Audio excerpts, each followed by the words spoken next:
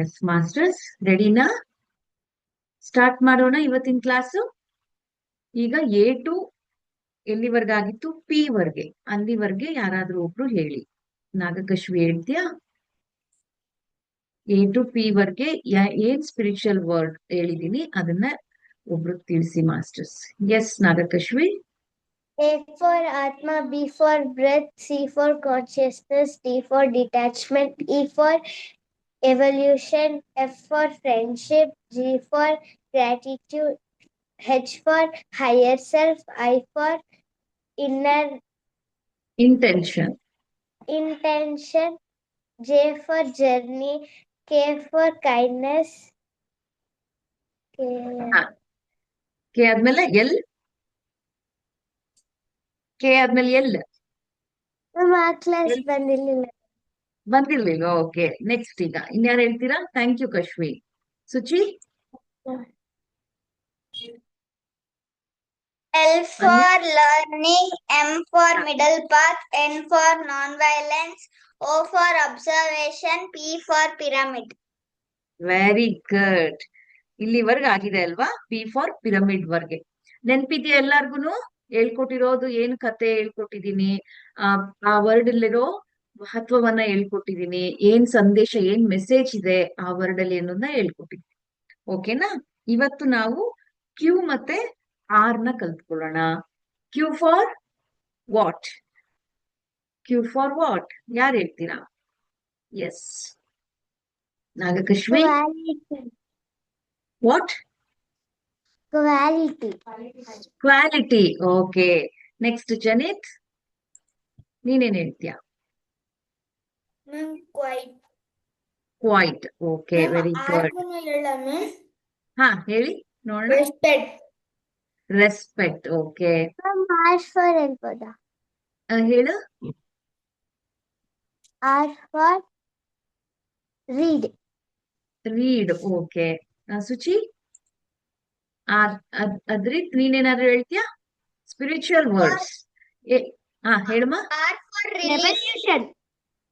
Revolution. Very good. ಆಮೇಲೆ Relief. Relief. Okay, ಎಷ್ಟೊಂದಿದೆ ನೋಡಿ ಸ್ಪಿರಿಚುವಲ್ ವರ್ಡ್ಸ್. ಎಷ್ಟು ಚೆನ್ನಾಗಿ ಕಲೆಕ್ಷನ್ ಮಾಡ್ಕೊಂಡಿದೀರಾ. ಎನಫ್. ಈಗ ಏನು ಕಶ್ವಿ, ಇನ್ನೊಂದೇನೋ ಹೇಳಲಿಕ್ಕಿದ್ಯಾ? Relax. Relax. Okay, thank you. Yes masters, ಈಗ ನಾವು ಏನ್ ಕಲ್ತ್ಕೊಳ್ಳೋಣ ಅಂದ್ರೆ ಆರ್ ಫಾರ್ ರೀಡ್ ಅಂತ ಹೇಳಿದ್ರಿ. ಓಕೆ, ಮತ್ತೆ R for sorry first Q. Q for quiet ಹೇಳಿದ್ರಿ. ಮತ್ತೆ ಇನ್ನೊಂದ್ ಯಾವ್ದು ಹೇಳಿದ್ರಿ? ಕ್ವಾಲಿಟಿ ಹೇಳಿದ್ರಿ. ಸೊ ಕ್ವಾಲಿಟಿ ಅಂತ ಅಂದ್ರೆ ನಾವು ಧ್ಯಾನ ಏನ್ ಮಾಡ್ತೀವೋ ಅದು ಕ್ವಾಲಿಟಿ ಆದ ಧ್ಯಾನ ಇರ್ಬೇಕು. ಇಂಟೆನ್ಸಿವ್ ಮೆಡಿಟೇಷನ್ ಇರ್ಬೇಕು. ಆಳವಾದ ಧ್ಯಾನ ಇರ್ಬೇಕು.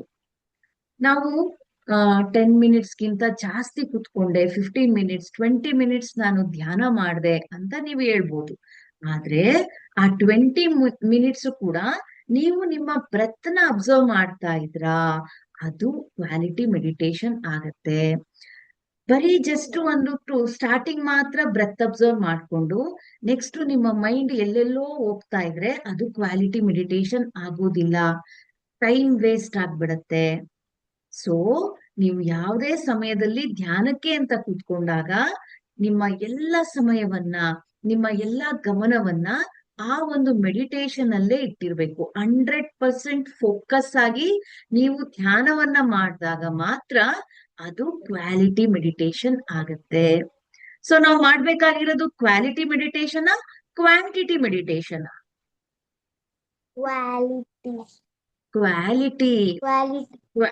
ಹಾ, ಕ್ವಾಲಿಟಿ, ಗುಣಮಟ್ಟದ ಧ್ಯಾನ ಇದ್ದಾಗ ಮಾತ್ರ ನೀವು ಎಷ್ಟೊತ್ತು ಮಾಡಿದ್ರು ಡೆಪ್ತ್ ಆಗಿ ಹೋಗ್ತೀರಾ. ಜಸ್ಟ್ 5 ಮಿನಿಟ್ಸ್ ಮಾತ್ರ ಹಿಂಗ್ ಕುತ್ಕೊಂಡ್ಬಿಟ್ಟು ಎಲ್ಲೋ ಯೋಚನೆ ಮಾಡ್ತಾ ಇದ್ರೆ ಅದು ಕ್ವಾಲಿಟಿ ಮೆಡಿಟೇಷನ್ ಆಗೋದಿಲ್ಲ. ಓಕೆನಾ? So Q for quality. ಮತ್ತೆ ಇನ್ನೊಂದು ಹೇಳ್ಬೋದು, ಕ್ಯೂ ಫಾರ್ ಕ್ವೈಟ್. ಇನ್ನೊಂದ್ಸಲ ಹೇಳ, ಮೌನ.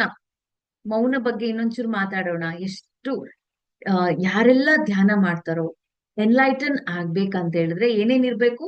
ಧ್ಯಾನ ಇರ್ಬೇಕು, ಮತ್ತೆ ಬುಕ್ಸ್ ನ ರೀಡಿಂಗ್ ಇರ್ಬೇಕು, ಸ್ಪಿರಿಚುವಲ್ ಬುಕ್ಸ್, ಸ್ವಾಧ್ಯಾಯ ಅಂತ ಹೇಳ್ತೀವಿ. ಮತ್ತೆ ಸಜ್ಜನ ಸಾಂಗತ್ಯ ಇರ್ಬೇಕು. ಆಚಾರ್ಯ ಸಾಂಗತ್ಯ, ಸಜ್ಜನ ಸಾಂಗತ್ಯ ಅಂದ್ರೆ ಕೆಲವು ಚಿಕ್ಕ ಚಿಕ್ಕ ವಿಡಿಯೋಗಳನ್ನ, ಬುದ್ಧ ವಿಡಿಯೋ ಇರ್ಬೋದು, ಅಥವಾ ಯಾರ್ದಾದ್ರು ಮಾಸ್ಟರ್ಸ್ ಹೇಳಿರುವಂತಹ ಜ್ಞಾನ, ನಾಲೆಡ್ಜ್ ನ ತಗೊಳ್ಳೋದಿರ್ಬೋದು ಸ್ಪಿರಿಚುವಲ್ ಬಗ್ಗೆ, ಇವನ್ನ ಕೇಳಿಸ್ಕೊಳ್ಳೋದು, ಅಥವಾ ಸತ್ಸಂಗಗಳಲ್ಲಿ ಹೋಗಿ ಆ ಒಂದು ಜ್ಞಾನವನ್ನ ತಗೊಳ್ಳೋದಿರ್ಬೋದು. ಧ್ಯಾನ, ಸ್ವಾಧ್ಯಾಯ, ಸಜ್ಜನ ಸಾಂಗತ್ಯ, ಹಾಗೆ ಸರ್ವಿಸ್ ಮಾಡುವಂತದ್ದು, ನೀವೇನ್ ಕಲಿತೀರೋ ಅದನ್ನ ಇನ್ನೊಬ್ರಿಗೆ ಹೇಳ್ಕೊಡೋ ಅಂತದ್ದು.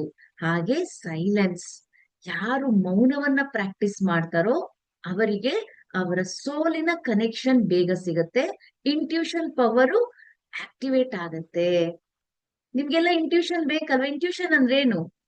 ಅಂತರ್ವಾಣಿ, ಒಳಗಡೆ ಇರೋ ನಮ್ಮ ಆತ್ಮದ ಧ್ವನಿ ನಿಮ್ಗೆ ಕೇಳಿಸ್ಲಿಕ್ಕೆ ಶುರು ಆಗತ್ತೆ. ಯಾವ್ದು ಮಾಡ್ಬೇಕು, ಯಾವ್ದು ಮಾಡ್ಬಾರ್ದು, ಯಾವ್ದು ಸರಿ, ಯಾವ್ದು ತಪ್ಪು ಅಂತ ನಿಮಗೆ ಒಳಗಡೆಯಿಂದನೇ ಸೌಂಡ್, ಇದು ಸರಿ, ಇದನ್ನ ಮಾಡು ಅಂತ ಒಳಗಡೆಯಿಂದ ಒಂದು ಧ್ವನಿ ನಿಮ್ಗೆ ಕೇಳಿಸ್ದಂಗ ಆಗತ್ತೆ. ಸೊ ನಿಮಗೆ ಅದು ಟೀಚ್ ಮಾಡ್ತಾ ಬರುತ್ತೆ. ಯಾವಾಗ ಢಮ ಢಮ ಢಮ ಢಮ ಸೌಂಡ್ ಮಾಡ್ತಾ ಇರುವಾಗ ಅಲ್ಲ, ಪರ ಪರ ಮಾತಾಡ್ತಾ ಇದ್ರೆ ಕೇಳಿಸೋಲ್ಲ. ನಿಮ್ಮ ಸೋಲಿನ ಕನೆಕ್ಟಿವಿಟಿ ನೀವು ತಗೊಳ್ಬೇಕಂದ್ರೆ ಮೌನವನ್ನ ಪಾಲನೆ ಮಾಡ್ಬೇಕು, ಸೈಲೆನ್ಸ್ ಅಲ್ಲಿ ಇದ್ರೆ ಮಾತ್ರ. ಈಗ ನೋಡಿ, ಧ್ಯಾನ ಮಾಡುವಾಗ ನಾವು ಸೈಲೆಂಟ್ ಆಗಿದ್ದಾಗ ಏನೇನೋ ಕಾಣಿಸೋದು, ಶಬ್ದಗಳು ಕೇಳಿಸೋದು ಆಗ್ತಾ ಇರುತ್ತಲ್ವಾ? ಕೆಲವ್ರಿಗೆ ಓಂಕಾರನಾದ ಕೇಳಿಸೋದು, ಇದೆಲ್ಲ ಆಗ್ತಾ ಇರತ್ತೆ. ಸೊ ಆ ಒಂದು ಆಧ್ಯಾತ್ಮಿಕದ ಧ್ವನಿಯನ್ನ ನಾವು ಕೇಳಿಸ್ಕೊಳ್ಬೇಕಂತ ಹೇಳಿದ್ರೆ, ಮತ್ತೆ ಆ ಗುರುಗಳ ಒಂದು ಮೆಸೇಜ್ ನ ನಾವು ಕೇಳಿಸ್ಕೊಳ್ಬೇಕಂತ ಹೇಳಿದ್ರೆ ನಾವು ಸೈಲೆನ್ಸ್ ನ ಮೇಂಟೈನ್ ಮಾಡ್ಬೇಕು. ಅಟ್ಲೀಸ್ಟ್ ಒಂದು, ನೀವ್ ಮಕ್ಕಳಲ್ವಾ, ನಿಮ್ಮ ಎಷ್ಟಿದೆಯೋ ಏಜು ಅಷ್ಟು ನಿಮಿಷ ಸೈಲೆನ್ಸ್ ಇರೋಣ. ಧ್ಯಾನನೂ ಅಷ್ಟು ನಿಮಿಷ ಮಾಡಿ, ಸೈಲೆನ್ಸು ಅದೇ ತರ ಪ್ರಾಕ್ಟೀಸ್ ಮಾಡ್ತಾ ಬನ್ನಿ. ದಿನಕ್ಕೆ ಒಂದು 10 minutes 15 minutes, no mobile, no TV, ಮತ್ತೆ ಮಾತಾಡೋದಿಲ್ಲ, ಮತ್ತೆ ಸೈನ್ ಇಂದನೂ ಕೂಡ ಮಾತಾಡ್ಬಾರ್ದು. ಕಣ್ಣಿನಲ್ಲಿ ಸೈನ್ ಮಾಡೋದು, ಕೈಯಲ್ಲಿ ಸೈನ್ ಮಾಡಿ ತೋರ್ಸೋದು, ಸೈನ್ ಲ್ಯಾಂಗ್ವೇಜ್ ಯೂಸ್ ಮಾಡದೆ ಒಂದ್ 10-15 ಮಿನಿಟ್ಸ್ ಸೈಲೆನ್ಸ್ ನ ಪ್ರಾಕ್ಟೀಸ್ ಮಾಡಿ ನೋಡಿ. ರಮಣ ಮಹರ್ಷಿಗಳು ಎಷ್ಟೋ ವರ್ಷಗಳ ಕಾಲ ಸೈಲೆನ್ಸ್ ಅಲ್ಲಿದ್ರು. ಸೈಲೆನ್ಸ್, ಮೌನಕ್ಕೆ ಅವರು ಪ್ರಧಾನವಾದ ಹೆಸರನ್ನ ತಗೊಳ್ತಾರೆ. ಓಕೆನಾ? ಗಾಂಧೀಜಿ ಅವರು ಕೂಡ ವಾರಕ್ಕೊಮ್ಮೆ ಸೈಲೆನ್ಸ್ ಅಲ್ಲಿದ್ರು. ನಮ್ಮ ಪತ್ರಿಜಿ ಗುರುಗಳು 1 ಇಯರ್ ಮೌನದಲ್ಲಿದ್ರು. ಸೊ ಎಷ್ಟೋ ಜನ ಮೌನವನ್ನ ಪಾಲನೆ ಮಾಡಿ ಏನ್ ಮಾಡ್ಬೇಕು, ಅವ್ರಿಗೆ ಏನ್ ಕ್ವಶನ್ಸ್ ಇರುತ್ತೆ, ಅದಕ್ಕೆ ಏನ್ ರಿಸಲ್ಟ್ ನ ತಗೊಳ್ಬೇಕಂತ ಹೇಳಿ ಮೌನವನ್ನ ಪಾಲನೆ ಮಾಡ್ತಾರೆ. ಓಕೆ, ಅರ್ಥ ಆಯ್ತಾ? ಕ್ಯೂ ಫಾರ್ ಕ್ವಾಲಿಟಿ ಮತ್ತೆ ಕ್ಯೂ ಫಾರ್ ಕ್ವೈಟ್, ಎರಡನ್ನ ತಿಳ್ಕೊಂಡ್ವಿ. ನೆಕ್ಸ್ಟ್ ಲೆಟರ್ ಏನು? ಕ್ಯೂ ಆದ್ಮೇಲೆ ಆರ್. ಆರ್ ಫಾರ್ ರೆಸ್ಪೆಕ್ಟ್ ಮತ್ತೆ ರೀಡಿಂಗ್ ಬುಕ್ಸ್. ಈಗ ತಾನೇ ಹೇಳ್ದೆ ನಾನು, 5 ಫಿಂಗರ್ ಕಾನ್ಸೆಪ್ಟ್ ಹೇಳ್ಕೊಟ್ಟಿದ್ದಾರೆ ಪತ್ರಿಜಿ ಗುರುಗಳು. ನಾನ್ ನಿಮಗೆ ಒಂದ್ಸಲ ಇಂಟ್ರೊಡ್ಯೂಸ್ ಮಾಡಿದ್ದೆ. 5 ಫಿಂಗರ್ ಕಾನ್ಸೆಪ್ಟ್ ಗೊತ್ತಿದ್ಯಾ? ಅದ್ರಲ್ಲಿ ಮಿಡಲ್ ಫಿಂಗರೇ ಬುಕ್ಸ್ ರೀಡಿಂಗ್, ಲಿಟಲ್ ಫಿಂಗರ್ ಏನಿರುತ್ತೆ ಗೇಮ್ಸ್, ಮತ್ತೆ ರಿಂಗ್ ಫಿಂಗರ್ ಏನಿರುತ್ತೆ ಹಾರ್ಟ್ಸ್, ಮ್ಯೂಸಿಕ್ಸ್, ಅಥವಾ ಏನಾದ್ರೂ ಪೇಂಟಿಂಗ್, ಕಲರಿಂಗ್, ಅಥವಾ ಮಂಡಲ್ ಹಾರ್ಟ್, ಏನಾದ್ರೂ ಸರಿ, ಅಥವಾ ತಬಲಾ, ಫ್ಲೂಟ್, ಈ ತರ ಏನಾದ್ರೂ ಒಂದು ಮ್ಯೂಸಿಕ್ ಕಲಿಯೋದು, ಆರ್ಟ್ಸ್ ಏನಾದ್ರೂ ಮಾಡೋದು. ಓಕೆನಾ?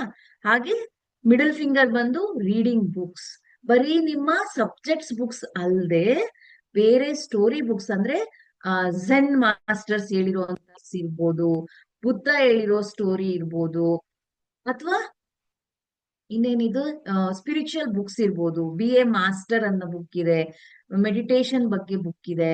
ಸೊ ಅಂತ ಸಣ್ಣ ಸಣ್ಣ ಸಣ್ಣ ನಿಮಗೆ ಆದಂತ ಕೆಲವು ಬುಕ್ಸ್ ಇದಾವೆ, ಅದನ್ನ ರೀಡ್ ಮಾಡ್ಬೇಕು.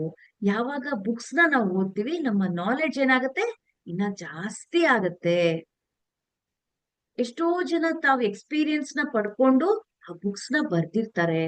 Paramahamsa Yogananda book, autobiography of Yogi, ಕೆಲವರು 9 ಇಯರ್ಸ್ ಇದ್ದಾಗ್ಲೇನೆ ಓದಿದ್ದಾರೆ. ಎಷ್ಟೋ ಜನ 9 ಇಯರ್ಸ್ ಬಾಯ್, 9 ಇಯರ್ಸ್ ಗರ್ಲ್ ಇದ್ದಾಗ ಓದಿದ್ದಾರೆ. ಅಷ್ಟೊಂದು ನಾಲೆಡ್ಜ್ ಇದೆ ಆ ಪುಸ್ತಕದಲ್ಲಿ. ದಪ್ಪ ಪುಸ್ತಕ ಆದ್ರೂ ಅದರಲ್ಲಿ ತಿಳ್ಕೊಳ್ಳೋ ಅಂತದ್ದು ಬಹಳ ಇದೆ. R for reading books. ಓಕೆನಾ? ಪ್ರತಿ ಒಬ್ರು ದಿನಕ್ಕೆ ಒಂದು ಪ್ಯಾರನಾದ್ರೂ ಸ್ಪಿರಿಚುವಲ್ ಬುಕ್ಸ್ ನ ಓದೋ ಅಭ್ಯಾಸವನ್ನ ಮಾಡ್ಕೊಳ್ಳಿ. ಬುಕ್ ಅನ್ನೋದು ಶಾರ್ಟ್ ಕಟ್ ಅಂತೆ. ನಾವು ಎನ್ಲೈಟನ್ ಆಗಕ್ಕೆ, ನಾವು ಜ್ಞಾನೋದಯವನ್ನ ಹೊಂದ್ಬೇಕಂತ ಹೇಳಿದ್ರೆ, ಎನ್ಲೈಟನ್ ಮಾಸ್ಟರ್ ಆಗ್ಬೇಕು, ಬುದ್ಧ ಆಗ್ಬೇಕಂತ ಹೇಳಿದ್ರೆ ಬುದ್ಧಿನ ನಾವು ಯೂಸ್ ಮಾಡ್ಬೇಕು. ನಮ್ಮಲ್ಲಿರೋ ನಾಲೆಡ್ಜ್ ನ ಇನ್ಕ್ರೀಸ್ ಮಾಡ್ಕೊಳ್ಬೇಕು. ನಾಲೆಡ್ಜ್ ಹೆಂಗ್ ಇನ್ಕ್ರೀಸ್ ಆಗತ್ತೆ? ಧ್ಯಾನದಿಂದ ಆಗತ್ತೆ, ಮತ್ತೆ ಪುಸ್ತಕವನ್ನ ಓದೋದ್ರಿಂದ ಆಗತ್ತೆ, ಸಜ್ಜನರ ಸಾಂಗತ್ಯದಿಂದ ಆಗತ್ತೆ. ಅರ್ಥ ಆಯ್ತಾ ಮಾಸ್ಟರ್ಸ್? ಜಸ್ಟ್ ಬುಕ್ಸ್ ರೀಡಿಂಗ್ ಅಷ್ಟೇ ಅಲ್ಲ, ನಿಮ್ಮ ಸೆಲ್ಫ್ ಅನ್ನು ಕೂಡ, ಸ್ವ ಅಧ್ಯಾಯ ಅಂದ್ರೆ ನಿಮ್ಮನ್ನು ಕೂಡ ನೀವು ಗಮನಿಸ್ಕೊಳ್ಬೇಕು. ನಾನ್ ಏನ್ ನೋಡ್ತಾ ಇದ್ದೀನಿ, ಏನ್ ಕೇಳಿಸ್ಕೊಳ್ತಾ ಇದ್ದೀನಿ, ಏನ್ ತಿಂತಾ ಇದ್ದೀನಿ, ಏನ್ನ ಟಚ್ ಮಾಡ್ತಾ ಇದ್ದೀನಿ, ಯಾರಿಗಾದ್ರೂ ಹಿಂಸೆ ಕೊಡ್ತಾ ಇದ್ದೀನಾ, ಬೇಡದೇ ಇರೋದನ್ನ ಕೇಳಿಸ್ಕೊಳ್ತಾ ಇದ್ದೀನಾ, ಬೇಡದೇ ಇರೋದನ್ನ ನೋಡ್ತಾ ಇದ್ದೀನಾ, ಬೇಡದೇ ಇರೋದನ್ನ ಮಾತಾಡ್ತಾ ಇದ್ದೀನಾ, ಇದ್ರ ಬಗ್ಗೆ ನಿಮ್ಮ ಗಮನ ಇರ್ಬೇಕು. ಸೆಲ್ಫ್ ಸ್ಟಡಿ ಅಂತ ಹೇಳ್ತೀವಲ್ಲ, ನಮ್ಮ ಬಗ್ಗೆ ನಾವು ತಿಳ್ಕೊಳ್ಬೇಕು. ಫಸ್ಟ್ ನಮ್ಮ ಬಗ್ಗೆ ನಾವು ತಿಳ್ಕೊಳ್ಬೇಕು. ನೆಕ್ಸ್ಟ್ ಬೇರೆಯವರು ಬರ್ದಿರೋ ಪುಸ್ತಕಗಳನ್ನು ಕೂಡ ತಿಳ್ಕೊಳ್ಳೋ ಪ್ರಯತ್ನವನ್ನ ಪಡ್ಬೇಕು. ಕೆಲವೊಂದು ಪುಸ್ತಕಗಳು ಓದಿದ ತಕ್ಷಣ ಅರ್ಥ ಆಗೋದಿಲ್ಲ, ಧ್ಯಾನ ಮಾಡಿ ಓದಿದಾಗ ನಿಮಗೆಲ್ಲ ಅರ್ಥ ಆಗುತ್ತೆ. ಅಟ್ಲೀಸ್ಟ್ ದಿನಕ್ಕೆ ಒಂದು ಪ್ಯಾರನಾದ್ರೂ ಓದ್ತಾ ಬನ್ನಿ. ಓದ್ತೀರಾ? ಥಮ್ಸ್ ಅಪ್ ತೋರಿಸಿ, ಯಾರು ಓದ್ತೀರಾ? ಯಾರ ಮನೇಲಿ ಇದೆ ಸ್ಪಿರಿಚುವಲ್ ಬುಕ್ಸ್? ಸುಚಿ ಮನೇಲಿದೆ. ನೆಕ್ಸ್ಟ್ ತಾಶ್ವಿಕಾ ಮನೇಲಿದೆ. ಇಟ್ಕೊಳ್ಳಿ ಮಾಸ್ಟರ್, ಸ್ಪಿರಿಚುವಲ್ ಬುಕ್ಸ್ ಇಟ್ಕೊಳ್ಳಿ. ರಾಮಾಯಣ, ಮಹಾಭಾರತ, ಸೀತಾಯಣ, ಈ ತರ ಸಣ್ಣ ಸಣ್ಣ ಬುಕ್ಸ್ಗಳು, ಅಥವಾ ಪತ್ರಿಜಿ ಅವ್ರದ್ದೇ ಧ್ಯಾನದ ಬಗ್ಗೆ, ಹೆಲ್ತ್ ಬಗ್ಗೆ ಸುಮಾರು ಪುಸ್ತಕ, ಮಕ್ಕಳ ಸ್ಟಡೀಸ್ ಬಗ್ಗೆ, ಮಕ್ಕಳು ಆಕ್ಟಿವಿಟಿ ಬಗ್ಗೆ ಎಷ್ಟೊಂದು ಹೇಳಿದ್ದಾರೆ. ಈಗ ನಾನು ಹೆಂಗೆ ಇದು 5 ಫಿಂಗರ್ ಕಾನ್ಸೆಪ್ಟ್ ಹೇಳಿದ್ನೋ, ಅದೇ ತರ ನಿಮಗೆ ಏನೇನ್ ಬೇಕು ಅನ್ನೋದ್ರ ಬಗ್ಗೆ, ಸ್ವಾಮಿ ವಿವೇಕಾನಂದ ಬಗ್ಗೆ, ಅಬ್ದುಲ್ ಕಲಾಂ ಬಗ್ಗೆ, ಅವರೆಲ್ಲ ಏನೆಲ್ಲ ಅಚೀವ್ ಮಾಡಿದ್ದಾರೆ ಅದನ್ನೆಲ್ಲ ನೀವು ತಿಳ್ಕೊಳ್ತಾ ಇದ್ರೆ, ಅವ್ರ ಲೈಫ್ ಅಲ್ಲಿ ಎಷ್ಟೆಲ್ಲಾ ಕಷ್ಟಗಳನ್ನ ತಗೊಂಡಿದ್ದಾರೆ, ಕಷ್ಟ ಇದ್ರೂನು ಯಾವ ರೀತಿ ಅವರು ಸಾಧನೆಯನ್ನ ಮಾಡಿದ್ದಾರೆ, ಇದೆಲ್ಲ ನಿಮ್ಗೆ ಅರ್ಥ ಆಗ್ತಾ ಇದ್ರೆ ಆಗ ಇನ್ಸ್ಪೈರ್ ಆಗ್ತೀರಾ. ಸೊ ನಾನು ಅದೇ ತರ ಆಗ್ಬೇಕು ಅನ್ನೋ ಛಲ ನಿಮ್ಮಲ್ಲಿ ಬರುತ್ತೆ. ಅದಕ್ಕೋಸ್ಕರ ಬುಕ್ಸ್ ಓದ್ಬೇಕು. ನ್ಯೂಸ್ ಪೇಪರ್ ಎಷ್ಟು ಜನ ಓದ್ತೀರಾ? ನ್ಯೂಸ್ ಪೇಪರ್ ಯಾರು ಇಲ್ವಾ? Very good. ಬೇಡ್ವಾ ನಿಮ್ಗೆ ಜನರಲ್ ನಾಲೆಡ್ಜ್ ಬೇಡ್ವಾ? ಕರೆಂಟ್ ಅಫೇರ್ಸ್ ಏನು ಬೇಡ್ವಾ? ಈ ಅಕಸ್ಮಾತ್ ನಿಮ್ಮ ಸ್ಕೂಲ್ ನಲ್ಲಿ ಏನಾದ್ರೂ ಕ್ವಶನ್ಸ್ ಬಂತಂದ್ರೆ, ಯಾರು ಈ ಸಲ ಈ ಪ್ರೈಮ್ ಮಿನಿಸ್ಟರ್ ಯಾರು, ಅಥವಾ ಪ್ರೆಸಿಡೆಂಟ್ ಯಾರು, ಅಥವಾ ಎಜುಕೇಶನ್ ಮಿನಿಸ್ಟರ್ ಯಾರು, ಈ ರೀತಿ ಕೇಳಿದ್ರೆ ಎಲ್ಲಿ ಏನ್ ನಡೀತಾ ಇದೆ, ಈಗ ಅಸ್ಸಾಂ ಅಲ್ಲಿ ಏನ್ ನಡೀತಾ ಇದೆ ಯಾರಿಗ್ ಗೊತ್ತು? ಅಸ್ಸಾಂ ನಲ್ಲಿ ಏನ್ ಆಗ್ತಾ ಇದೆ ಯಾರಿಗ್ ಗೊತ್ತು? ಯಾರಿಗೆ ನ್ಯೂಸ್ ಗೊತ್ತಿದೆ? ನಾಗಕಶ್ಮಿಗ್ ಗೊತ್ತಿದ್ಯಾ? ಏನಾಗ್ತಾ ಇದೆ? ಫ್ಲಡ್ಸ್ ಆಗ್ತಾ ಇದೆ, ನೋಡಿದ್ರಾ? ಎಷ್ಟೊಂದ್ ಜನಕ್ ಗೊತ್ತಿಲ್ಲ. ಸೊ ತಿಳ್ಕೊಳ್ಬೇಕಲ್ವಾ ಎಲ್ಲಿ ಏನಾಗ್ತಾ ಇದೆ ಅನ್ನೋ ಒಂದು ನಾಲೆಡ್ಜ್ ನಿಮ್ಗೆ ಸಿಗ್ತಾ ಹೋದ್ರೆ, ಅದೇ ಕ್ವಶನ್ಸ್ ನಿಮ್ ಸ್ಕೂಲಲ್ಲಿ ಕೇಳ್ತಾರೆ. GK ಇರುತ್ತಲ್ಲ ನಿಮ್ಗೆ, ಜನರಲ್ ನಾಲೆಡ್ಜ್ ಅಂತ ಇರುತ್ತೆ, ಅಥವಾ ಸೋಷಿಯಲ್ ಸ್ಟಡೀಸ್ ಅಲ್ಲಿ ಕೆಲವು ಕರೆಂಟ್ ಅಫೇರ್ಸ್ ನ ಕೇಳ್ತಾರೆ. ಸೊ ಅದಕ್ಕೆಲ್ಲ ನಿಮ್ಗೆ ಯೂಸ್ ಆಗತ್ತೆ ಮಕ್ಕಳ. ಅಟ್ಲೀಸ್ಟ್ ಹೆಡ್ಲೈನ್ಸ್, ಡೀಟೇಲ್ ಆಗಿ ಎಲ್ಲ ಅಲ್ಲಿ ಕೊಲೆ ಇಲ್ಲಿ ದರೋಡೆ ಇದನ್ನ ಓದ್ಬೇಡಿ, ಅದನ್ನೆಲ್ಲ ತಲೆ ಒಳಗೆ ತುಂಬ್ಕೋಬೇಡಿ. Just current affairs, important sports ಏನ್ ನಡೀತಾ ಇದೆ, ಓಕೆನಾ? ಆ ತರದ್ದು ಸ್ಪೋರ್ಟ್ಸ್ ಬಗ್ಗೆ, ಎಜುಕೇಶನ್ಸ್ ಬಗ್ಗೆ, ಏನಾದ್ರೂ ಹೆಲ್ತ್ ಬಗ್ಗೆ ಆ ತರ ಇದ್ದಾಗ ಅಂತ ಒಂದು ಇನ್ಫಾರ್ಮೇಶನ್ಸ್ ನ ರೀಡ್ ಮಾಡಿ. ಅಟ್ಲೀಸ್ಟ್ 1-2 ಲೈನ್ಸ್ ಅಲ್ಲಿ ಇರೋದನ್ನ, ಹೆಡ್ಲೈನ್ಸ್. Okay, S. ನಮ್ ಕನ್ನಡ ಸರ್ ಕೇಳ್ತಿದ್ರು ಎಲ್ಲ ನ್ಯೂಸ್. ಕನ್ನಡ ಮ್ಯಾಮ್ ದಿನ ನಿಮ್ ಸ್ಕೂಲ್ ನಲ್ಲಿ ಇರುತ್ತಲ್ವಾ ನ್ಯೂಸ್ ರೀಡಿಂಗ್ ಎಲ್ಲ ಇರುತ್ತಲ್ವಾ? ಅಸೆಂಬ್ಲಿಲಿ ಯಾರಾದ್ರೂ ಒಬ್ರು ಓದ್ತಾ ಇರ್ತಾರೆ, ಹೆಡ್ಲೈನ್ಸ್ ಎಲ್ಲ ಓದ್ತಾ ಇರೋಂತ ಅಭ್ಯಾಸ ಇರುತ್ತೆ ಅಲ್ವಾ? ನಾವಿದ್ದಾಗಿಂದನೂ ಇದೆ. ಒಬ್ರು ಇಂಗ್ಲಿಷ್ ಪೇಪರ್, ಒಬ್ರು ಕನ್ನಡ ಪೇಪರ್, ನಾವು ಸ್ಟೇಜ್ ಮೇಲೆ ನಿಂತ್ಕೊಂಡು ಓದಿದೀವಿ. ಸೊ ಮನೇಲಿ ಯಾವ್ದಿದೆ ಮ್ಯಾಗಝಿನ್ಸ್, ಬುಕ್ಸ್ ರೀಡ್ ಮಾಡಕ್ಕೆ ಟ್ರೈ ಮಾಡಿ. ನಿಮ್ಮ ವ್ಯಾಕ್ಯಾಬ್ಯುಲರಿ ಇರ್ಬೋದು, ನಿಮ್ಮ ಆಕ್ಸೆಂಟ್ ಇರ್ಬೋದು, ಮಾತಾಡೋದಿರ್ಬೋದು, ನೀವು ಬರೆಯೋದಿರ್ಬೋದು, ಎಲ್ಲ ಇಂಪ್ರೂವ್ ಆಗ್ಬಿಡುತ್ತೆ. ಈಸಿ ಅವಾಗ ನಿಮ್ಮ ಟೆಕ್ಸ್ಟ್ ಬುಕ್ ಓದಿದಾಗ ತುಂಬಾ ಈಸಿ ಆಗುತ್ತೆ. ಯಾಕಂದ್ರೆ ಆ ಪೇಪರ್ ಅಲ್ಲಿರೋದು ವರ್ಡ್ಸ್ ದೊಡ್ಡ ದೊಡ್ಡ ವರ್ಡ್ಸ್ ಆಗಿರುತ್ತೆ, ದೊಡ್ಡ ಸೆಂಟೆನ್ಸ್ ಆಗಿರುತ್ತೆ. ಅದನ್ನ ಓದ್ತಾ ಓದ್ತಾ ನಿಮ್ಮ ಪುಸ್ತಕದಲ್ಲಿರೋ ಸೆಂಟೆನ್ಸ್ಗಳು ನಿಮ್ಗೆ ಚಿಕ್ಕದ್ ಅನ್ಸ್ಲಿಕ್ಕೆ ಶುರು ಆಗತ್ತೆ. ಫಾಸ್ಟ್ ಆಗಿ ಓದ್ತೀರಾ, ಬೇಗ ಮುಗಿಸ್ತೀರಾ. ಓಕೆನಾ? ಅದಕ್ಕೆ ಬೇರೆ ಬೇರೆ ಪುಸ್ತಕಗಳನ್ನ ಓದೋ ಅಭ್ಯಾಸನ ಮಾಡ್ಕೊಳ್ಬೇಕು. ಇದು ಇವತ್ತಿನ 2 letters A to Z spiritual words ನಲ್ಲಿ ಫಸ್ಟ್ ಒನ್ ಏನ್ ಹೇಳ್ಕೊಟ್ಟೆ, ಕ್ವೈಟ್ ಮತ್ತೆ ಕ್ವಾಲಿಟಿ ಅನ್ನೋ ವರ್ಡ್ ನ ನಿಮಗೆ ತಿಳಿಸ್ಕೊಟ್ಟೆ. So next word R for respect, ಮತ್ತೆ ಇನ್ನೇನು ರೀಡಿಂಗ್ ಬುಕ್ಸ್. ರೆಸ್ಪೆಕ್ಟ್ ಅಂದ್ರೆ ಮಾಸ್ಟರ್ಸ್, ನಾನು ಲಾಸ್ಟ್ ಟೈಮು ತಿಳಿಸಿದ್ದೆ. ರೆಸ್ಪೆಕ್ಟ್ ಅಂದ್ರೆ ಜಸ್ಟ್ ಯಾರಾದ್ರೂ ಗಿಫ್ಟ್ ಕೊಟ್ರೆ ಮಾತ್ರ ಅವ್ರಿಗೆ ಕೈ ಮುಗ್ದು ಥ್ಯಾಂಕ್ ಯು ಹೇಳೋದಲ್ಲ. ರೆಸ್ಪೆಕ್ಟ್ ಅಂದ್ರೆ ಕೇವಲ ದೊಡ್ಡೋರಿಗೆ ಮಾತ್ರ, ನಿಮ್ ಹೆಲ್ಡರ್ಸ್ ಮಾತ್ರ ಕೊಡ್ಬೇಕು ಅಂತ ಇಲ್ಲ. ಪ್ರತಿ ಒಂದಕ್ಕೂ ನಾವು ರೆಸ್ಪೆಕ್ಟ್ ಕೊಡ್ಬೇಕು. ಯಾಕಂದ್ರೆ ಎಲ್ಲಾ ವಸ್ತುವಿನಲ್ಲಿ ಮತ್ತೆ ಪ್ರಕೃತಿಯಲ್ಲಿ ಒಂದು ದೈವತ್ವವನ್ನ ಭಗವಂತ ಇಟ್ಟಿದ್ದಾನೆ ಅಲ್ವಾ. ಎಲ್ಲರಲ್ಲೂ ಭಗವಂತ ಇದ್ದಾನೆ ಅಂದ್ಮೇಲೆ ನಾವು ಎಲ್ಲದಕ್ಕೂ ರೆಸ್ಪೆಕ್ಟ್ ಕೊಡ್ಬೇಕು. ಪ್ಲಾಂಟ್ಸ್, ಅನಿಮಲ್ಸ್, ಹ್ಯೂಮನ್ಸ್ ಪ್ರತಿ ಒಂದಕ್ಕೂ ನಾವು ಗೌರವವನ್ನ ಸಲ್ಲಿಸ್ಬೇಕು. ನಾವು ತಿನ್ನೋ ಅನ್ನಕ್ಕೆ ತಿನ್ನಕ್ಕೆ ಮುಂಚೆ ಏನ್ ಹೇಳ್ಬೇಕಂತ ಹೇಳಿದ್ರೆ ಅನ್ನದಾತೋ ಸುಖೀ ಭವ, ಅಥವಾ ಒಂದು ಶ್ಲೋಕ ಇದೆಯಲ್ಲ, ಅನ್ನಪೂರ್ಣೆ ಸದಾಪೂರ್ಣೆ. ಯಾರಿಗೆ ಗೊತ್ತು? ಸುಚಿ ಹೇಳ್ತೀಯಾ ನೋಡೋಣ, ಹೇಳು. ಅನ್ನಪೂರ್ಣೆ ಸದಾಪೂರ್ಣೆ ಶಂಕರ ಪ್ರಾಣ ವಲ್ಲಭೆ ಜ್ಞಾನ ವೈರಾಗ್ಯಂ ಸಿದ್ಧಾರ್ಥಂ ಭಿಕ್ಷಾಂದೇಹಿ ಚ ಪಾರ್ವತಿ ಮಾತಾ ಚ ಪಾರ್ವತಿ ದೇವಿ ಪಿತಾ ದೇವೋ ಮಹೇಶ್ವರಃ. ಓಂ ಶಾಂತಿ ಶಾಂತಿ ಶಾಂತಿ. Very good. ನೋಡಿ, ಈ ತರ ಶ್ಲೋಕಗಳನ್ನ ಹೇಳ್ತಾ ಎಲ್ಲಾರ್ಗುನು ಕೃತಜ್ಞತೆ ಸಲ್ಲಿಸ್ತಾ ನಾವು ಊಟ ಮಾಡಿದ್ರೆ ನಾವು ಆರೋಗ್ಯವಾಗಿರ್ತೀವಿ, ಶಕ್ತಿಶಾಲಿಯಾಗಿರ್ತೀವಿ, ಆ ಎನರ್ಜಿಗೆ ಕನೆಕ್ಟ್ ಆಗ್ತೀವಿ. ಸೊ ಯಾವ ಯಾವ ಪದಗಳನ್ನ ನೀವು ಉಚ್ಚಾರ ಮಾಡ್ತಿರೋ ಆ ಸಂಸ್ಕೃತ ಪದಗಳಿಂದ ನಿಮ್ಮ ವಿಶುದ್ಧ ಚಕ್ರ ಅನ್ನೋದು ಆಕ್ಟಿವೇಶನ್ ಆಗತ್ತೆ. ಸತ್ಯವನ್ನ ಹೇಳಲಿಕ್ಕೆ ಶುರು ಮಾಡ್ತೀರಾ. ಸೊ ನಿಮ್ಮಲ್ಲಿ ಪವಿತ್ರತೆ ಅನ್ನೋದು ಜಾಸ್ತಿ ಆಗತ್ತೆ, ದೈವಿಕ ಗುಣಗಳು ಆಕ್ಟಿವ್ ಆಗತ್ತೆ. ಅದಕ್ಕೋಸ್ಕರ ಪ್ರತಿಯೊಂದಕ್ಕೂ ಗೌರವ ಸಲ್ಲಿಸ್ಬೇಕು. ತಿನ್ನೋ ಅನ್ನಕ್ಕೆ ಗೌರವವನ್ನ ಸಲ್ಲಿಸ್ಬೇಕು. ಮತ್ತೆ ನಮಗೆ ನಾವು ಗೌರವನ್ನ, ರೆಸ್ಪೆಕ್ಟ್ ಅನ್ನ ಕೊಟ್ಕೊಳ್ಬೇಕು. ನೀವ್ ಹೇಗಿದ್ದೀರೋ ಹಾಗೆ ನಿಮ್ಮನ್ನ ನೀವು ಅಕ್ಸೆಪ್ಟ್ ಮಾಡ್ಕೊಳ್ಬೇಕು. ನಾನ್ ಕುಳ್ಳ, ನಾನು ಉದ್ದ, ನಾನು ದಪ್ಪ, ನಾನು ಸಣ್ಣ, ನಾನು ಕಪ್ಪು, ನಾನು ಬಿಳಿ, ನಾನು ಅಲ್ಲಿ ಚೆನ್ನಾಗಿಲ್ಲ, ನನ್ ಕೂದಲು ಚೆನ್ನಾಗಿಲ್ಲ, ನನ್ ಕಣ್ ಚೆನ್ನಾಗಿಲ್ಲ, ಈ ತರ ನಿಮ್ಮನ್ನೇ ನೀವು ತೆಗೆದುಕೊಳ್ಬಾರ್ದು. ಅಂದ್ರೆ ಏನ್ ಮಾಡ್ಬಾರ್ದು? ನಿಮ್ಮನ್ನ ನೀವೇ ಆಡ್ಕೊಳ್ಬಾರ್ದು. ಫಸ್ಟ್ ನಿಮ್ಮನ್ನ ನೀವು ಹೇಗಿದ್ದೀರೋ ಹಾಗೆ ಅಕ್ಸೆಪ್ಟ್ ಮಾಡ್ಕೊಳ್ಬೇಕು, ಗೌರವಿಸ್ಬೇಕು, ಪ್ರೀತಿಸ್ಬೇಕು, ಕಾಳಜಿ ವಹಿಸ್ಬೇಕು, ರೆಸ್ಪೆಕ್ಟ್ ಮಾಡ್ಬೇಕು, ಮತ್ತೆ ಕೇರ್ ಮಾಡ್ಬೇಕು, ಲವ್ ಮಾಡ್ಬೇಕು. ಯಾರನ್ನ? ನಮ್ಮನ್ನ ನಾವು ಫಸ್ಟ್. ನಮ್ಮನ್ನ ನಾವು ರೆಸ್ಪೆಕ್ಟ್ ಮಾಡ್ಕೊಂಡಾಗ ಬೇರೆ ಎಲ್ಲರಿಗೂ ಕೂಡ ನಾವು ರೆಸ್ಪೆಕ್ಟ್ ನ ತೋರ್ಸ್ಲಿಕ್ಕೆ ಸಾಧ್ಯ ಆಗತ್ತೆ. ನಮ್ಮನ್ನ ನಾವು ಕೇರ್ ಮಾಡಿದಾಗ ಬೇರೆಯವ್ರನ್ನೆಲ್ಲಾರನು ಕೂಡ ಕಾಳಜಿಯಿಂದ ನೋಡ್ಕೊಳ್ಳುವಂತ ಗುಣ ಜಾಸ್ತಿ ಆಗತ್ತೆ. ನಮ್ಮನ್ನ ನಾವು ಪ್ರೀತಿಸಿದಾಗ ಪ್ರತಿ ಒಬ್ಬರಲ್ಲಿಯೂ ಕೂಡ ಪ್ರೀತಿ ತತ್ವ ಅನ್ನೋದು ಎದ್ದು ಕಾಣಿಸುತ್ತೆ. ಎಲ್ಲರನ್ನೂ ಪ್ರೀತಿಸ್ಬೇಕು ಅಂತ ಅನ್ಸುತ್ತೆ. ಪ್ರಾಣಿ, ಪಕ್ಷಿ, ಗಿಡ, ಮರ ಎಲ್ಲರಲ್ಲಿಯೂ ನೀವು ಪ್ರೀತಿಯನ್ನ ಗುರುತಿಸ್ಲಿಕ್ಕೆ ಶುರು ಮಾಡ್ತೀರಾ. ಯಾವಾಗ ನಿಮ್ಗೆ ನೀವು ಪ್ರೀತಿ ಮಾಡ್ಕೊಳ್ತಿರೋ ಆವಾಗ. ಏನು ನಮ್ಮನ್ನೇ ನಾವು ಪ್ರೀತಿ ಮಾಡ್ಕೊಳ್ಳೋದು ಅಂದ್ರೆ, ಅಟ್ಲೀಸ್ಟ್ ನೀವು ಕನ್ನಡಿ ಹತ್ರ ಹೋಗ್ತೀರಲ್ವ ಎಲ್ಲರೂ, ಜಾಸ್ತಿ ಹೆಣ್ಮಕ್ಳು. ನಾನಂತೂ ಹೋಗ್ತೀನಿ ಕನ್ನಡಿ ಮುಂದೆ, ನನ್ನನ್ನ ನಾನು ನೋಡ್ಕೊಳ್ತಾ ಕಣ್ಣಲ್ಲಿ ಕಣ್ಣಿಟ್ಟು ನೋಡ್ಕೊಳ್ಳೋದು. ಬರೀ ನಾವ್ ಏನ್ ಮಾಡ್ತೀವಿ, ಕನ್ನಡಿ ಮುಂದೆ ನಿಂತ್ಕೊಂಡು ಎಲ್ಲಿ ಬಿಳಿ ಕೂದ್ಲಾಗಿದೆ, ಐಬ್ರೋಸ್ ಚೆನ್ನಾಗಿದ್ಯಾ, ನಂದು ಕಣ್ ರೆಪ್ಪೆ ಚೆನ್ನಾಗಿದ್ಯಾ, ಸ್ಕಿನ್ ಚೆನ್ನಾಗಿದ್ಯಾ, ನಾನು ಹಾಕಿರೋ ಡ್ರೆಸ್ ಚೆನ್ನಾಗಿದ್ಯಾ, ಈ ತರ ನೋಡ್ಕೊಳ್ತೀವಿ. ಹೌದಾ ಇಲ್ವಾ ಲೇಡೀಸ್? ಗರ್ಲ್ಸ್, ಲೇಡೀಸ್ ಅಲ್ಲ ಗರ್ಲ್ಸ್, ಹೌದಾ ಇಲ್ವಾ? ಎಸ್, ನಾನ್ ಸತ್ಯ ಒಪ್ಕೊಂತೀನಿ. ನಾನ್ ಹಂಗೆ ಮಾಡ್ತಾ ಇದ್ದೆ ಮೊದ್ಲು.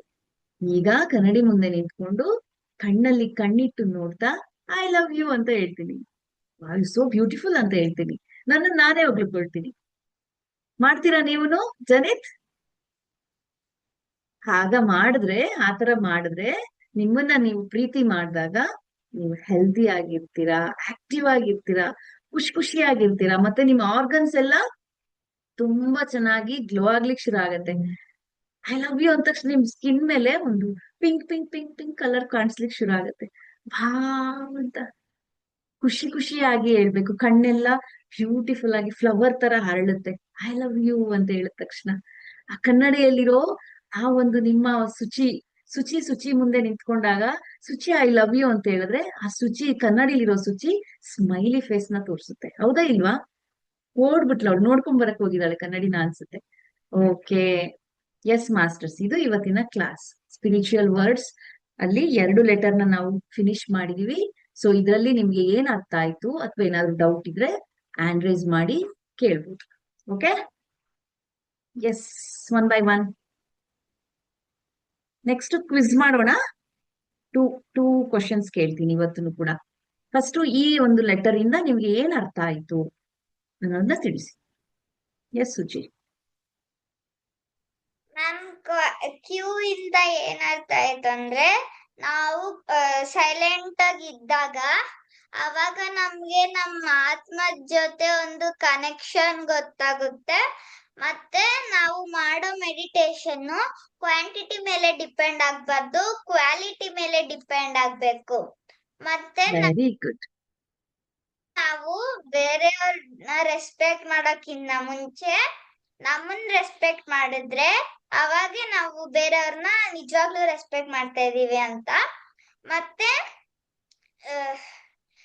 ಯಾವಾಗ್ಲೂ ಬುಕ್ಸ್ ಓದಿದ್ರೆ ಅವಾಗ ನಮ್ಗೆ ಜಾಸ್ತಿ ನಾಲೆಡ್ಜ್ ಸಿಗುತ್ತೆ. ಮತ್ತೆ ನಮ್ಗೆ ಓದೋದ್ರಲ್ಲಿ ಯಾವತ್ತೂ ಜಾಸ್ತಿ ಡಿಫಿಕಲ್ಟಿ ಬರಲ್ಲ.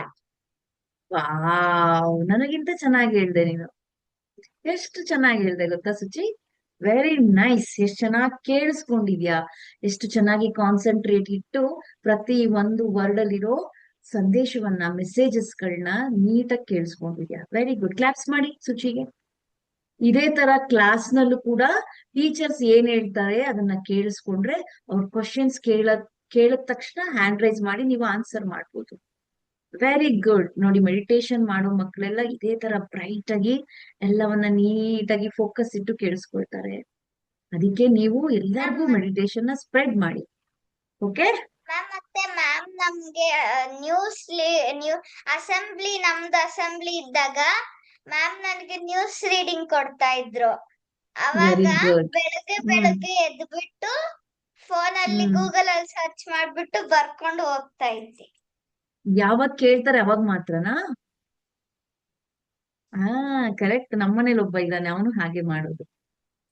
ಇವತ್ PTM ಇತ್ತು, ಎಲ್ಲಿ ಕಂಪ್ಲೇಂಟ್ಸ್ ಹೇಳ್ಬಿಡ್ತಾರೋ ಅಂತ ಹೇಳಿ ಪೇರೆಂಟ್ಸ್ ಟೀಚರ್ಸ್ ಮೀಟಿಂಗ್ ಇತ್ತು.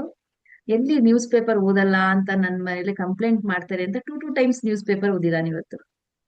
ಟೂ ಟೈಮ್ಸ್ ಬೆಳಗ್ಗೆಯಿಂದ ಸ್ಕೂಲಿಗೆ ಹೋಗೋ ತನಕ ½ ಅವರ್. ಎಷ್ಟು ಕಲ್ಲಾಟ ಅಲ್ಲ. ಸ್ಮಾರ್ಟ್. ಓಕೆ, ಥ್ಯಾಂಕ್ ಯು ನಾಗಕಶ್ವಿ. ಯಾವಾಗ್ಲೂ ಓದಿ ಮಕ್ಕಳ. ನ್ಯೂಸ್ ಓದಿದ್ರೆ ನಾಲೆಡ್ಜ್ ಚೆನ್ನಾಗಿ ಬರುತ್ತೆ. ಇಂಗ್ಲಿಷ್ ವರ್ಡ್ಸ್ ಎಲ್ಲ ತುಂಬಾ ಚೆನ್ನಾಗಿ ಅರ್ಥ ಮಾಡ್ಕೊಳ್ಳಿಕ್ಕೆ ಶುರು ಮಾಡ್ತೀರಾ. ಎಸ್ ನಾಗಕಶ್ವಿ, ಹೇಳು. ಆಮೇಲೆ ನಾವು ಕ್ಯೂ ಇಂದ ನಾನು ಏನ್ ಅರ್ಥ ಮಾಡ್ಕೊಂಡೆ ಅಂದ್ರೆ, ನಾವು ಸೈಲೆಂಟ್ ಆಗಿದ್ರೆ, ಕ್ವೈಟ್ ಆಗಿದ್ರೆ ನಮ್ಗೆ ಎನರ್ಜಿನೂ ಬರುತ್ತೆ, ಲಾಸ್ ಆಫ್ ಎನರ್ಜಿ ಆಗಲ್ಲ. ವಾವ್. ಮತ್ತೆ ಕ್ಲಾಸ್ ರೂಮ್ ಅಲ್ಲಿ ಮಾತಾಡ್ಕೊಂಡು ಟೀಚರ್ ಪಾಠ ಮಾಡ್ತಿದ್ರೆ ಅವಾಗ ಅವ್ರು ಹೇಳೋದು ನಮ್ಗೆ ಅರ್ಥ ಆಗಲ್ಲ. ನಾವು ಸೈಲೆಂಟ್ ಆಗಿದ್ರೆ ಅವ್ರು ಹೇಳೋದು ಅರ್ಥ ಆಗುತ್ತೆ. Very good, very good. ನೋಡ್ದ, ಸೈಲೆನ್ಸ್ ಆಗಿ ಇಲ್ಲ ಅಂತ ಹೇಳಿದ್ರೆ ನಮ್ ಎನರ್ಜಿ ಲಾಸ್ ಆಗುತ್ತೆ. Correct point. ಮತ್ತೆ ಮ್ಯಾಮ್, ಆಮೇಲೆ ನಾವು ನೆಕ್ಸ್ಟ್ ಯಾವ್ದಕ್ಕೂ ಕ್ವಾಂಟಿಟಿ ನೋಡ್ಬಾರ್ದು, ಕ್ವಾಲಿಟಿನೇ ನೋಡ್ಬೇಕು. Correct correct. ಕ್ವಾಲಿಟಿ ಮೇಂಟೈನ್ ಮಾಡ್ಬೇಕು.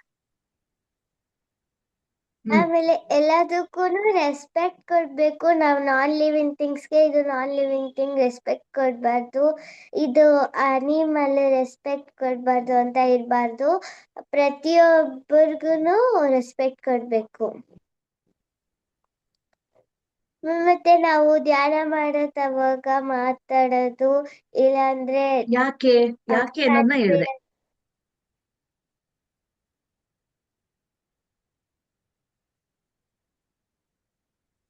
ಒಂದ್ ನಿಮಿಷ. ಹೇಳೀಗ. ರೆಸ್ಪೆಕ್ಟ್ ಯಾಕೆ ಎಲ್ಲದಕ್ಕೂ ಕೊಡ್ಬೇಕು? ಅನಿಮಲ್ಸ್ಗೆ, ಮತ್ತೆ ಬರ್ಡ್ಸ್ಗೆ, ಪ್ಲಾಂಟ್ಸ್ಗೆ ಯಾಕೆ ಕೊಡ್ಬೇಕು ರೆಸ್ಪೆಕ್ಟ್? ಯಾಕಂದ್ರೆ ಎಲ್ಲರಲ್ಲೂ ದೇವನಿದ್ದಾನೆ. ಲಾಸ್ಟ್ ಟೈಮ್ ಹೇಳಿದ್ವಿ ಅಲ್ವಾ? ಎಷ್ಟು ಚೆನ್ನಾಗಿತ್ತದು.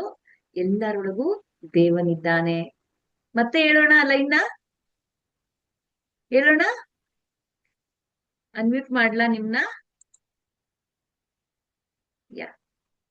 ನಾನ್ ಕೇಳ್ತೀನಿ, ಅದಕ್ಕೆ ನೀವು ಆನ್ಸರ್ ಮಾಡ್ಬೇಕು. Okay, unmute. Vivo okay. ವೃಕ್ಷದಲ್ಲಿ, ಮರಗಿಡಗಳಲ್ಲಿ, ದೇವರಿದ್ದಾನೆ. ದೇವರಿದ್ದಾನೆ. ಒಟ್ಟಿಗೆ ಹೇಳಿ, ಒಟ್ಟಿಗೆ ಹೇಳಿ. 1 2 3 ಸ್ಟಾರ್ಟ್. ಪ್ರಾಣಿಗಳಲ್ಲಿ, ದೇವರಿದ್ದಾನೆ. ಮರಗಳಲ್ಲಿ, ದೇವರಿದ್ದಾನೆ.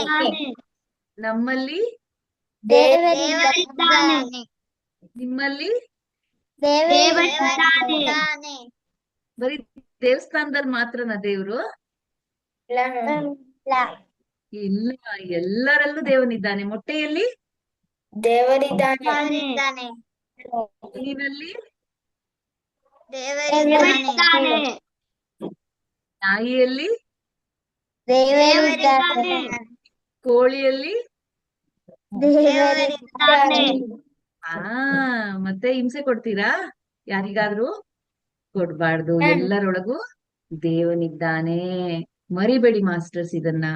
ನೀವು ಅರ್ಥ ಮಾಡ್ಕೊಳ್ತಾ ಈ ಸತ್ಯವನ್ನ ಇನ್ನೊಬ್ರಿಗೂ ಅರ್ಥ ಮಾಡಿಸಿ. ಓಕೆನಾ? ಪ್ರತಿಯೊಬ್ಬರಲ್ಲಿಯೂ ದೇವನಿದ್ದಾನೆ. ಸೊ ಆ ದೇವರಿಗೆ ನಾವು ರೆಸ್ಪೆಕ್ಟ್ ಕೊಡ್ಲೇಬೇಕು. ಓಕೆನಾ? ಎಸ್, ಮುಗೀತು ಇವತ್ತಿನ ಕ್ಲಾಸ್. ನಾವು ನ್ಯೂಸ್ ಪೇಪರ್ಸ್ ರೀಡ್ ಮಾಡಿದ್ರೆ ಇಂಗ್ಲಿಷ್ ಮತ್ತೆ ಕನ್ನಡ ಎರಡೂನು ನಮ್ಗೆ ನಾಲೆಡ್ಜ್ ಕೂಡ ಸಿಗುತ್ತೆ ಮತ್ತೆ ನಮ್ಗೆ ಹೇಳೋದಕ್ಕೆ ಇವಾಗ ನಿಮ್ಮ ಒಂದು ಸ್ಕೂಲಿನ ಬುಕ್ಸ್ ಗಳನ್ನ ಓದ್ಲಿಕ್ಕೆ ತುಂಬಾ ಈಸಿ ಆಗುತ್ತೆ. ಈಗ ಒಂದು ಲೈನ್ ಓದ್ಲಿಕ್ಕೆ ಒಂದು 5 ಮಿನಿಟ್ಸ್ ಟು 3 ಮಿನಿಟ್ಸ್ ತಗೊಳ್ತೀರಾ ಅಂದ್ರೆ ಚಕ್ ಅಂತ ಕ್ಷಣದಲ್ಲೇನೆ ಆ ಲೈನ್ ನ ಫಿನಿಶ್ ಮಾಡ್ತೀರಾ. ಯಾವಾಗ ನ್ಯೂಸ್ ಪೇಪರ್ ಅಲ್ಲಿರೋ ವರ್ಡ್ಸ್ ತುಂಬಾ ಲೆಂತಿ ಲಾಂಗ್ ಆಗಿರುತ್ತಲ್ಲ, ದೊಡ್ಡ ದೊಡ್ಡ ವರ್ಡ್ಸ್ ಇರುತ್ತೆ, ದೊಡ್ಡವ್ರು ಓದೋ ತರ ಇರತ್ತೆ. ಸೊ ಅವಾಗ ಅದನ್ನ ಓದ್ತಾ ಓದ್ತಾ ನಿಮ್ಮ ಟೆಕ್ಸ್ಟ್ ಬುಕ್ಸ್ ಎಲ್ಲ ತುಂಬಾ ಈಸಿ.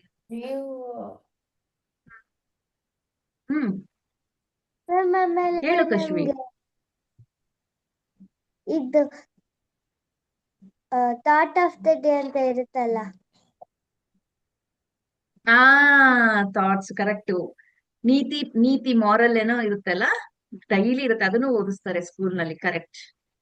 ನಿಮ್ಮ ಟೆಕ್ಸ್ಟ್ ಬುಕ್ಸ್ ಅಲ್ಲಿ ಇರುತ್ತೆ, ಪೇಪರ್ ನಲ್ಲಿ. ಸುಭಾಷಿತ, ಕನ್ನಡದಲ್ಲಿ ಸುಭಾಷಿತ ಅಲ್ವಾ? ಕ್ಲಾಸ್ ರೂಮಲ್ಲಿ ದಿನ ಬರೆಸ್ತಾರೆ ಒಬ್ಬೊಬ್ರ ಹತ್ರ. ಬೋರ್ಡ್ ಮೇಲೆ ಬರ್ದಿರ್ತಾರೆ. ಹೌದು. ಓಕೆ, ಈಗ ಒಂದು 2 ಕ್ವಶನ್ಸ್ ಕೇಳ್ತೀನಿ. ಲಾಸ್ಟ್ 1 ಮಿನಿಟ್ ಇದೆ. ಕೇಳ, ರೆಡಿನಾ ಎಲ್ಲರೂ? ಕ್ವಿಜ್ಗೆ, ಸ್ಪಿರಿಚುವಲ್ ಕ್ವಿಜ್, ಬೇರೆ ಯಾವ್ದು ಅಲ್ಲ. ಧ್ಯಾನ ಮಾಡಲು ಅತ್ಯಂತ ಸೂಕ್ತವಾದ ಸ್ಥಳ ಯಾವುದು?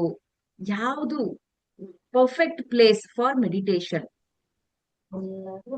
ಮೆಡಿಟೇಷನ್ ಮಾಡ್ಲಿಕ್ಕೆ ಆಪ್ಷನ್ಸ್ ಕೇಳ್ತೀನಿ, ಕೇಳಿಸ್ಕೊಳ್ಳಿ. ಜೋರಾಗಿ ಸಂಗೀತ ಇರುವ ಜಾಗ, ಜೋರಾಗಿ ಮ್ಯೂಸಿಕ್ ಕೇಳಿಸ್ತಾ ಇರುತ್ತಲ್ಲ ಆ ಪ್ಲೇಸಾ? ಅಥವಾ ಆಟದ ಮೈದಾನದ ಮಧ್ಯದಲ್ಲಿ, ಫೀಲ್ಡ್ ಗೇಮ್ಸ್ ಎಲ್ಲ ಆಡ್ತಿರ್ತಾರಲ್ಲ ಆ ಒಂದು ಮಧ್ಯದ ಸೆಂಟರ್ ಪ್ಲೇಸಾ? ಓಡುತ್ತಿರುವ ಬಸ್ ಒಳಗೆ?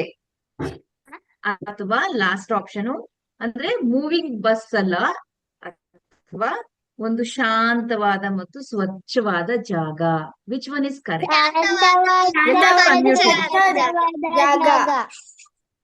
ಎಲ್ಲ ಶಾರ್ಪ್ ಆಗ್ಬಿಟ್ಟಿದ್ದೀರಾ. ಮೆಡಿಟೇಷನ್, ಸ್ಪಿರಿಚುವಲ್ ಎಲ್ಲ ಇದು ಆಧ್ಯಾತ್ಮಿಕ ಕ್ವಶನ್ಸ್ ಗಳಲ್ಲಿ ಫಸ್ಟ್ ಪ್ಲೇಸ್.